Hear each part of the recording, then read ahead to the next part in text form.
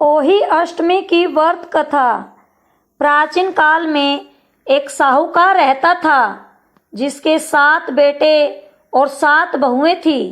इस साहूकार की एक बेटी भी थी जो दीपावली पर ससुराल से मायके आई थी। दीपावली पर घर को लिपने के लिए 7 बहुएं मिट्टी लाने के लिए जंगल में गई तो ननद भी उनके साथ चली गई। साहूकार की बेटी जहां मिट्टी काट रही थी उस स्थान पर श्याऊ माता अपने 7 बेटों के साथ रहती थी। मिट्टी काटते हुए गलती से साहूकार की बेटी की खुरपी की चोट से श्याऊ का एक बच्चा मर गया। इस पर क्रोधित होकर श्याऊ बोली, मैं तुम्हारी कोख बांधूंगी। श्याऊ के वचन सुनकर साहूकार की बेटी अपनी 7 भाभियों से एक एक कर विनती करती हैं कि वह उसके बदले अपनी कोख बंधवा ले। सबसे छोटी भाभी ननद के बदले अपनी कोख बंधवाने के लिए तैयार हो जाती है।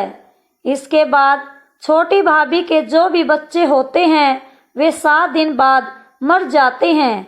7 पुत्रों की इस प्रकार मृत्यु होने के बाद उसने पंडित को बुलाकर इसका कारण पूछा। पंडित ने सुरही गाय की सेवा करने की सलाह दी। सुरही सेवा से प्रसन्न होती है और उसे श्याऊ के पास ले जाती है। रास्ते में थक जाने पर दोनों आराम करने लगते हैं। अचानक साहूकार की छोटी बहू की नजर एक और जाती है।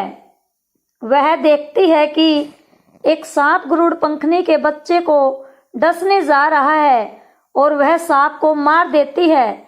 इतने में गरुड़ पंखनी वहां आ जाती है और खून बिखरा हुआ देखकर उसे लगता है कि छोटी बहू ने उसके बच्चे को मार दिया है। इस पर वह छोटी बहू को चोंच मारना शुरू कर देती है। छोटी बहू इस पर कहती है कि उसने तो उसके बच्चे की जान बचाई है।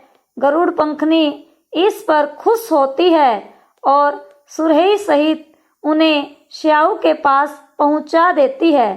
वहां श्याऊ छोटी बहू की सेवा से प्रसन्न होकर उसे 7 पुत्र और 7 बहू होने का आशीर्वाद देती है। श्याऊ के आशीर्वाद से छोटी बहू का घर पुत्र और पुत्र वधुओं से हरा भरा हो जाता है।